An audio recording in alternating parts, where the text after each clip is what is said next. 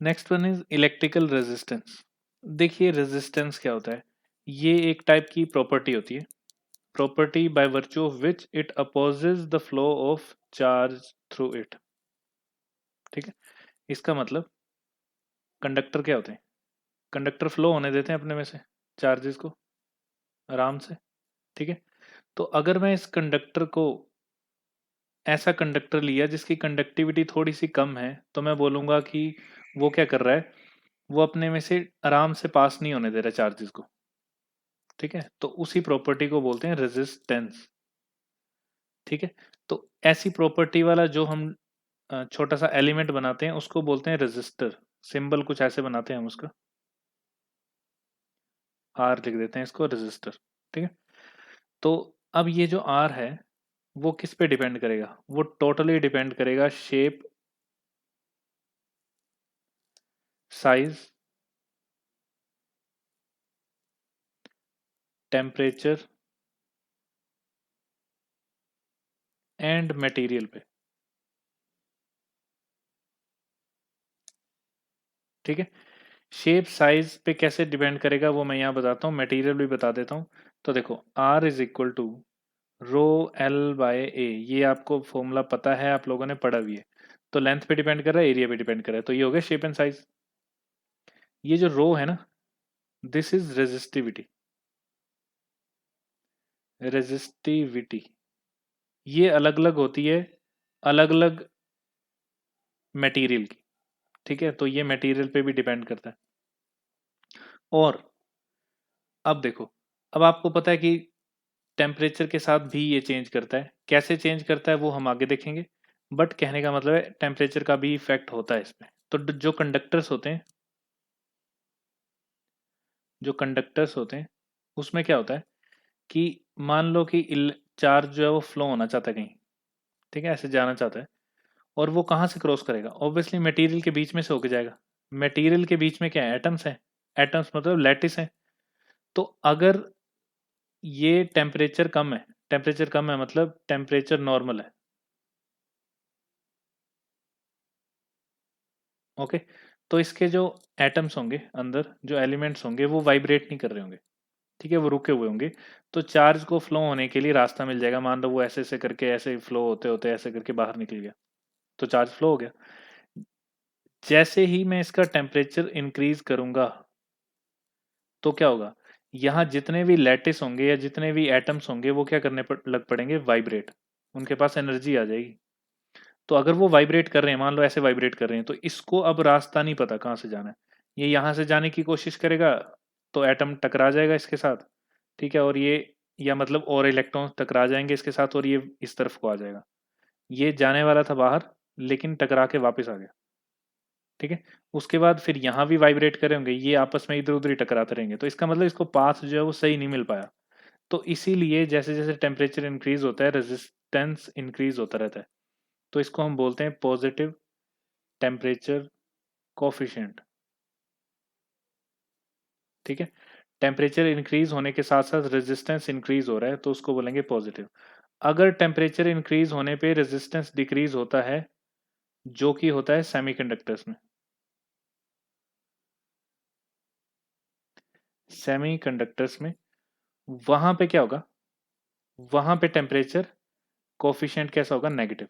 तो negative temperature coefficient. अब ऐसा कंडक्टर्स, सॉरी सेमीकंडक्टर्स में क्यों हो रहा है, क्योंकि सेमीकंडक्टर्स में वाइब्रेट तो वो करते हैं।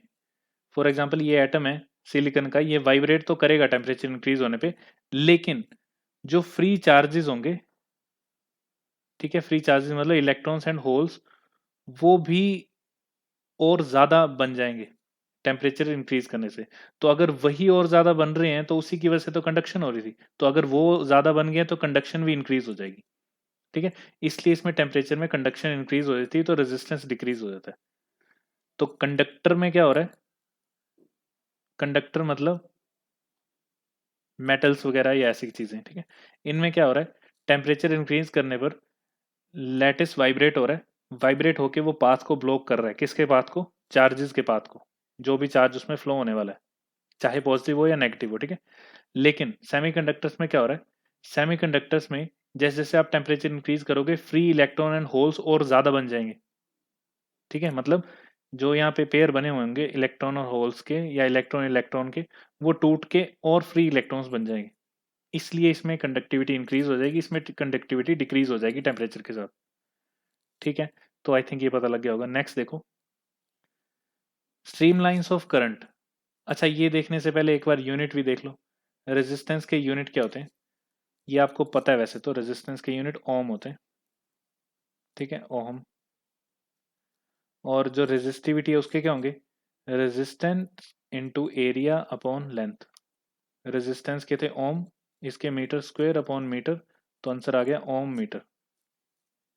तो कई बार रेजिस्टिविटी के यूनिट भी पूछ लेते हैं। ठीक है, अच्छा डायमेंशनल फॉर्मूला ऑफ आर क्या होगा, डायमेंशनल फॉर्मूला ऑफ आर जो होगा वो निकलेगा आपका वी। अच्छा, वो ओम्स लॉ के बाद पढ़ेंगे। ठीक है, फिलहाल इतना ही बहुत है।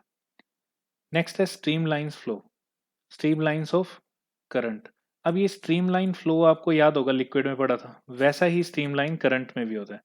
तो देखो, जो आपका फॉर्मूला है ना, R is equal to rho L by A, ये फॉर्मूला जो है उसमें जो एल और आपका ए है वो क्या है, क्या वो कंडक्टर के लेंथ और एरिया है?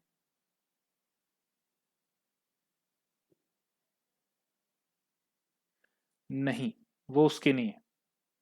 ठीक है, ये किसके होते हैं, जैसे आप लोग लिक्विड में फ्लो देखते हो, जैसे मान लो ये लिक्विड ऐसे जा रहा है, मतलब यहाँ नीचे से आया और ऐसे जा रहा है। ओके, तो हम क्या करते हैं, जो भी लिक्विड जा रहा है उसका पाथ ट्रेस कर देते हैं, है ना, उसको बोलते हैं स्ट्रीम लाइन फ्लो। सारे के सारे पार्टिकल एक दूसरे के पीछे जा रहे हैं और उसी रास्ते पे चलते जा रहे हैं, तो वो स्ट्रीम लाइन फ्लो हो गया। ऐसा ही कंडक्टर्स में भी होता है चार्जेस के साथ। मान लो कि ये कंडक्टर था, तो हमने करंट की स्ट्रीम लाइंस देखनी है। करंट की स्ट्रीम लाइंस मतलब स्मूथ लाइनिंग जो भी बनेगी इसकी। तो इसका मतलब ये हुआ कि यहाँ पे अगर पोटेंशियल है, मान लो मैंने यहाँ पे पोटेंशियल लगा दी इस रेजिस्टेंस के साथ, ये पूरी की पूरी प्लेट है ऊपर से लेके नीचे तक, इस पूरी का पोटेंशियल जो है वो है V1, और इस पूरी का जो पोटेंशियल है वो है V2।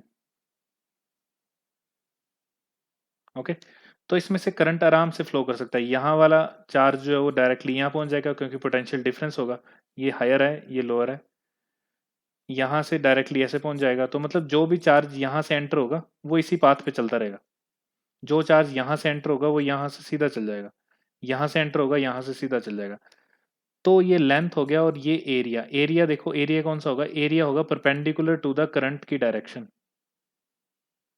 ओके, ये एरिया आ गए, यहाँ पे देखो ये एरिया वेक्टर्स आ गए सारे, मतलब एरिया आ गए, area is perpendicular to the current. ठीक है, और लेंथ कौन सी हुई, जिस पाथ पे वो चला है वो वाली लेंथ हुई। तो यहाँ पे आपका formula R is equal to rho L by A लग जाएगा आराम से। ठीक है, क्योंकि ये लेंथ किसके बराबर है, जो करंट जिस पाथ पे चल रहा है उसी के बराबर है, इसलिए हम फॉर्मूला लगा सकते हैं। इसका एरिया, हर जगह पे एरिया सेम है, तो ये वाला एरिया भी लग सकता है, तो ये फॉर्मूला वैलिड है। लेकिन अगर इसकी बजाय आपके पास जो कंडक्टर है वो मटेरियल कुछ इस टाइप का है, मतलब मटेरियल तो चलो वैसा ही होगा, बट यहाँ बनाता हूँ मैं।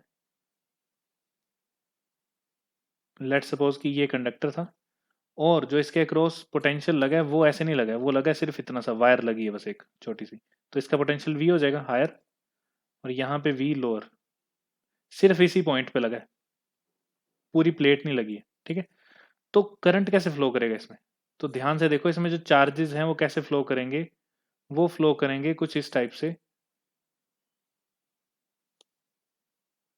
एक चार्ज यहां से जाएगा सीधा आगे चला गया, ये वाला चार्ज फ्री रास्ता मिलेगा तो ये ऐसे जाएगा, ये वाले को ये फ्री रास्ता मिल रहा है तो ये यहाँ से जाएगा, और यहाँ मिल जाएंगे जाके वापस। ठीक है, यहाँ से गया और इधर, यहाँ से गया और इधर। तो आई थिंक इतना पता लग गया होगा। अब ध्यान से देखो, अब इसमें मैं बनाने वाला हूँ लेंथ और एरिया। तो अब आर का जो फॉर्मूला है उसमें क्या था आपके, R is equal to rho L by A. अब देखो ये जो एल है ना, वो एल ये वाली नहीं है, ये वाली लेंथ नहीं लेते हम, इसमें तो बाय चांस करंट जिस पाथ पे चल रहा है उसकी लेंथ और बाहर की लेंथ बराबर है, इसलिए हमने ये फॉर्मूला वैलिड करवा दिया है। लेकिन यहाँ पे ये वैलिड नहीं होगा। क्यों नहीं होगा वैलिड? क्योंकि करंट जिस पाथ से चल रहा है वो लेंथ अलग है। ये देखो, ये वाली लेंथ तो ये होगी, ठीक है। और अगर एरिया की बात करूं तो एरिया वो होना चाहिए जो परपेंडिकुलर टू द करंट की डायरेक्शन होगा। मतलब अगर करंट ऐसे जा रहा है तो एरिया ये होना चाहिए, करंट ऐसे जा रहा है तो एरिया ये होना चाहिए। तो देखो यहाँ पे एरिया वेक्टर कौन से हैं? ये वाले। मतलब एरिया कौन से हैं? ये। और यहाँ पे ये, यहाँ पे ऐसा है, यहाँ ऐसा हो गया, यहाँ सीधा हो गया, ये भी सीधा हो गया, ये भी सीधा हो गया, ये भी सीधा हो गया, यहाँ जाके फिर से बेंड हो गया, ठीक है। तो ये क्या है? आपके एरिया। अब ध्यान से देखो, ये एरिया किसका है? ये एरिया जो हमने पहले लिखा था वो इस क्रॉस सेक्शन का था, लेकिन यहाँ पे ये क्रॉस सेक्शन का एरिया इसके बराबर नहीं है, ठीक है। इस वाली लेंथ के बराबर नहीं है। मतलब यहाँ जो एरिया बनेगा उसके बराबर नहीं है, क्योंकि इसका एरिया यहाँ पे ज़्यादा है, यहाँ कम हो गया। तो इसका मतलब this formula is not valid for this type of flow of charges. तो आई थिंक आपको ये पता लग गया होगा। फिर से बता दूं कि जो भी करंट है वो जिस लाइंस में फ्लो कर रहा है वो वाली लेंथ होती है इस फॉर्मूले में, और एरिया भी वही होता है जो इसके परपेंडिकुलर बन रहा होगा। ओके, क्रॉस सेक्शन एरिया वही होता है जो करंट के क्रॉस सेक्शन करेगा, मतलब जिसको करंट क्रॉस करके जाएगा। और यहाँ पे हमने फॉर्मूला वैलिड इसलिए कर दिया क्योंकि जिस पाथ पे करंट जा रहा था वो इक्वल टू उसकी साइड के बराबर है, ठीक है। चलो क्वेश्चन करके देखते हैं। तो क्वेश्चन ये दिया हुआ है, ये जो राइट साइड वाला है पहले वो करते हैं। इसमें आप लोगों को निकालना है, अच्छा देखो, इसकी जो लेंथ है वो है a, हाइट है इसकी b, मान लो विड्थ है c। तो आपको निकालना है रेजिस्टेंस। तो रेजिस्टेंस कैसे डिफाइन होगा? जैसे करंट जा रहा होगा। ओके, तो मैं मान लेता हूं कि करंट इस तरफ से एंटर हुआ इस क्यूब में, क्यूबॉइड में, और यहां से बाहर निकल गया। तो इसको मैं ले लेता हूं R R1 ले लेता हूं। चलो, R1 कितना होगा? रो तो आएगा इस मटेरियल का, इनटू लेंथ कितनी हुई इसके लिए? इसके लिए लेंथ होगी a। यही हुई ना लेंथ, क्योंकि क्रॉस सेक्शन उसी तरफ, मतलब करंट इसी तरफ से जा रहा है। तो ये पूरी प्लेट मैंने क्या कर दी? पूरी प्लेट पे पोटेंशियल लगाया, ठीक है। तो ऐसे मत समझना कि एक पे ये, पूरी प्लेट पे लगाया। तो आंसर आ जाएगा लेंथ अपॉन एरिया। एरिया इसको क्या दिखाई दे रहा है यहाँ से? Cross section, B into C. तो ये आ गया B into C. This is your R1।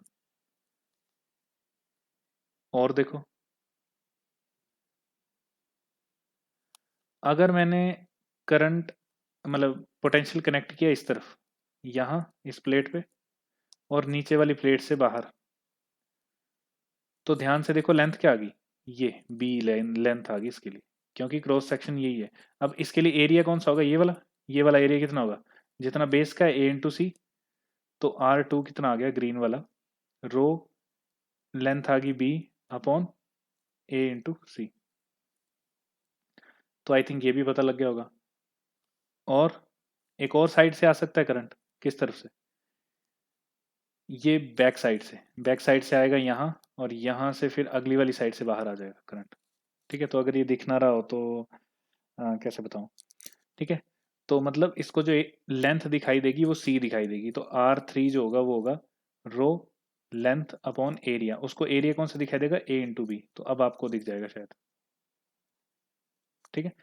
तो ये बन गए आपके फॉर्मूले। तो याद रखना, इस केस में हमने पोटेंशियल पूरा लगाया था ऊपर से नीचे तक, है ना। और ऊपर लगाया तो ऊपर भी पूरा लगाया था हमने, ताकि करंट की जो स्ट्रीम लाइंस हैं वो बिल्कुल स्ट्रेट बने, ताकि वो लेंथ इसी के बराबर आ जाए इस केस में, ना। ऐसे ही सभी केसेस में होगा। अच्छा, अब देखो, अब इसमें बोला है कि रेजिस्टेंस फाइंड करना है आपको थ्रू एक्सियल क्रॉस सेक्शन। ऐसे जा रहा है करंट, तो यहाँ पे आपके एक पोटेंशियल कनेक्ट कर दी यहाँ पे V1, और इस तरफ मान लो V2 जो लोअर है। तो हमने बताना है कि इसका रेजिस्टेंस कितना है। देखो ये बीच में से खाली है, ठीक है, ये वाला पोर्शन खाली है, बस यहाँ पे मास है, मतलब मटेरियल है।